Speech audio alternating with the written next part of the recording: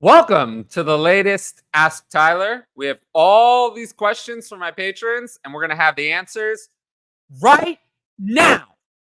Let's go. First one.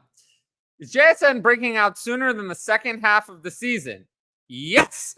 He tied for the team lead in targets week 1. I think the breakout's going to be very soon. Maybe not this week, but very soon. I have him ranked higher this week than I had him last week. So hopefully it happens soon. Next one. A standard PPR. I always love that. And I want to thank Sunlight Dish Soap for all of the questions. There were many. I didn't even put them all on here, but there were many questions. And that's what you can do if you sign up for the Patreon at patreon.com/fantasyadvice. You can ask all these questions. JSN or Flowers to keep on the bench and stream start at times. I mean, for now, it's Flowers. He's not a streamer. I have him in my top 24 this week, so he's a must start. JSN, we just talked about him. He has a lot of long-term upside, but I don't know if you want to play him this week. Next one. Your outlook on Rachaad White, Najee Harris, and Joe Mixon for this season, what do you think? Well, they're all concerning. Rachaad White looked like crap. He could lose the job to Sean Tucker at any point. Najee Harris also looked terrible. But Jaylen Warren wasn't any better. I think the problem there is more the offense is bad than that Najee Harris is specifically bad. And then Joe Mixon, everyone told me that he would get more work, that Samaje Perine was gone. They were wrong. I told you they'd be wrong. All that happened is that the Samaje Perine role was divided among 2 people, Chris Evans and Trevion Williams. The Samaje Perine role still exists. It's just occupied by 2 people. So nothing has changed. Mixon is bad. He's been inefficient his entire career. Nothing has changed, and he can continue to bleed work if Chris Evans ever gets his shit. Or not Chris Evans. Chase Brown ever gets his shit together. Let's see. Would you sell Drake London and Garrett Wilson for what? For what? Why? Why? These are players who were drafted in the top 10 of the NFL draft. They were elite prospects. They were good as rookies. Those players always are good. Always. Why would you sell them after something bad happened at a low point in their value? Garrett Wilson is 23. Drake London is 22. This is how you kill your teams. But I hear it's such a great idea. Everyone says it's such a great idea. That's why we don't take advice from those people. These are elite prospects. They were elite the whole time. No, we're not going to sell them. Jeez, it's so frustrating. It's one of the things on Twitter. People can't look past the immediate situation. In 5 years, Drake London will still be younger than Terry McLaurin is now. 5 years ago, Matt Ryan was the quarterback of the Falcons and led a high-powered offense. You got to think a little bit past, it just seems bad now. Well, I don't want to deal with that. Tyler, what are your favorite types of leagues? Any app preferences? Obviously, I like Superflex. 1 QB Dynasty, I can't even handle. I hate redraft. I mean, I don't hate it, but I don't play it anymore. Dynasty is the way to go. Tight end premium, I could take or leave. I don't play IDP. I hate that. I do want to get into Devi at some point when I have more time. App preferences, I like the Sleeper app. I think it's much better laid out. MFL, I always say, is the best fantasy football platform for the 1990s. For the 1990s. Great for the 1990s. Well, when I was born. But nowadays, the only thing I like about it is that you can use the Fantasy Pros Autopilot. What's your favorite team? The Giants. I'm a Giants fan. Joe Burrow's performance and that of the entire team is another early season Bengals slowness that ramps up. I think it's the calf injury. I think calf injury slowed him down. I have zero concerns about Joe Burrow long term. None at all. Deebo Samuel outlook. Well, Brandon Aiyuk is the one. I think it's very clear that offense is very clear. There are 4 main pieces. Christian McCaffrey, he doesn't get scripted out. He's number 1. He is their focus. Brandon Aiyuk is number 2. He's the wide receiver 1. He is the first receiving option. He's the one that they want to run their receiving offense. Then Deebo Samuel comes in at number 3. That means most of the time he's going to be good, but he can disappear. George Kittle, I am very worried. He's number 4. Most games he's going to be very up and down. And then luckily there is no Elijah Mitchell role. That was another person that the offense was trying to feed in the past. But my outlook for Deebo Samuel is that, I mean, this week I have him what? Wide receiver 18. So it's not even that low, but yeah, I don't know. I'm a little bit worried about Deebo Samuel. He's not going to be someone you can consistently trust is the answer. Is Daniel Jones' week 1 performance a one-off? Will he shine as well as Waller, or the opposite? I mean, Waller wasn't that great week 1. The problem with Daniel Jones is that the Giants didn't add any wide receivers. They tried, but their wide receivers are all bad. And Darren Waller is now dealing with a chronic hamstring injury. I heard a lot of issues with that hamstring injury. So, yeah, I'm concerned about Daniel Jones, but he's going to run. There are going to be better days. It's not going to be 40-0 every week. The Giants need actual wide receivers, though. That's what they need. This is not acceptable. Looking at all of the matches this week, who's the team you're for sure is going to stay undefeated, and what team do you think will pull an upset? Honestly, if you want an upset, I think the Jaguars could beat the Chiefs. I really do. Trevor Lawrence is taking that step forward. Calvin Ridley is finally his uber elite wide receiver 1 that he needed. That would be the one I would look at for an upset. As for undefeated, the 49ers, I think they're going to crush the Rams. The Rams don't have Cooper Kupp. Puka Nacua is dealing with an oblique. I think the 49ers are going to crush them. What's going on with Quentin Johnston? Good question. I noticed Palmer was the 3rd receiver. Yeah, that's true. Not complaining, but curious because I thought he came in to be lift the lid off the top deep threat kind of receiver. Yeah, I think QJ is going to get acclimated very quickly. I expect him to be the wide receiver 3 this week.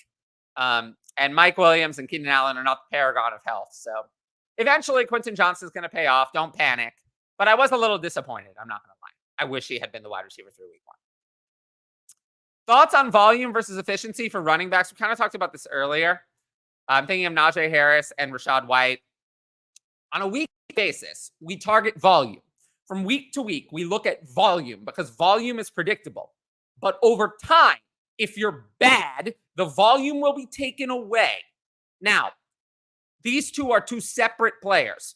Najee Harris, I think, is fine, but the offense and the offensive line are horrible. Jaylen Warren was not better last week. Rachaad White, I'm more scared of because Rachaad White has never really been great. So if he continues to play poorly, he could lose his job. So these 2 questions next to are kind of similar. What are some recovery tip strategies for when things go wrong, like losing an anchor player to injury or trade backfiring? Trade backfiring, make another trade.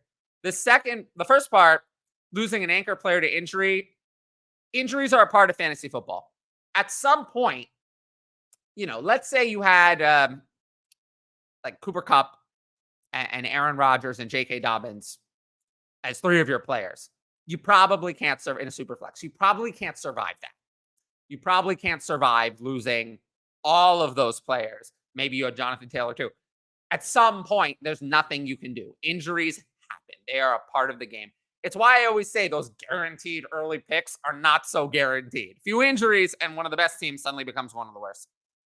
In terms of recovering, you can try to make trades, but I generally recommend not going overboard. And the biggest thing is do not panic. Panic is when we make bad trades to try to recover a roster that's not going well. That we never want to do. And then this is another kind of similar question, a little different. How do I have the best dynasty roster in the league and still can't win? What's the recipe for winning, as it doesn't appear to be having the best dynasty roster? Sometimes it aligns and sometimes it doesn't. I mean, Justin Jefferson and Jamar Chase will certainly help you win. Patrick Mahomes and Josh Allen too. But yeah, if you have a lot of Drake London, Quentin Johnston, Treylon Burks, those players are not helping you right now. You just have to be patient. You have to be patient. Don't panic. In your last video, you said you're always trying to sell Barkley, not to buy. So who are some realistic targets to exchange for Barkley, more specifically PPR redraft? Well, I have no Barkley. I never would have recommended having Barkley. He was 26 years old, kind of looked like he was in decline at the end of last year, didn't have a long-term contract. In redraft, I guess I could have ended up with him in the right spot. I don't know what you do in redraft, though. Maybe you can pivot to a Josh Jacobs plus or something if someone likes Barkley better, but you're probably stuck with him in redraft. Do you have any win now targets for teams that are serious contenders? Brandon Aiyuk is still undervalued. I think if you get him now, it'll be before everyone values him as elite. If you wait a week, it'll be too late. So Brandon Aiyuk, and then maybe, just maybe, Jonathan Taylor on the cheap. Some teams have lost their first game. They're going to see they have this Jonathan Taylor on their pup. They can't use him. Maybe if you have a really deep team and you can get Jonathan Taylor at a super cut rate deal, like 2024 first, maybe that's something you want to do. I didn't watch Javonte last week. How did he look? Do you think he will be 100% this year? It's interesting. He looked good, but the work was split more than we wanted, with Samaje Perine equaling him in snaps, and McLaughlin was mixed in too, Jaleel McLaughlin. So again, it's kind of like the rest of Javonte's career. He's looked good, but has not made that workhorse role happen. And if the Broncos offense is going to continue to be bad, Javonte Williams is going to be nothing more than a mid RB2. So I'm a little concerned about him. I'm not panicking in Dynasty, but I'm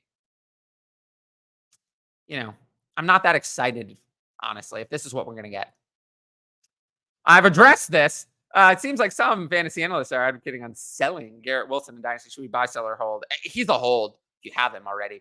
If you don't have him, I would consider buying. I mean, I've seen him sold at cut rate prices. This might be your opportunity to get out from someone older.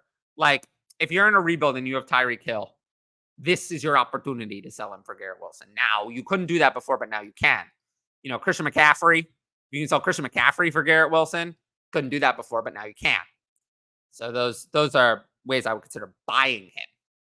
Definitely not selling. And then this is it. Last one. Thank you, Tyler, for all you do in your Patreon community. I'm learning so much and feel much more confident with my player assessments and shorting. I really appreciate that. I've been trying to focus my energy on the Patreon first, then the YouTube, and then X, Twitter. I do these videos for the patrons. I know they're not the best in the algorithm. If you like it, though, make sure to like, comment, and subscribe to the channel. Hit the notifications bell. I'm going to try to do content on the YouTube, but at the end of the day, these videos are for the patrons who ask questions. So if you want to ask questions for a future show, make sure to sign up for the Patreon at patreon.com/fantasyadvice. And of course, every week, 7:30 p.m. Eastern on Tuesday, we will have my main show where you can ask me as many questions as you want. But until next time, I will see you all later. Peace out.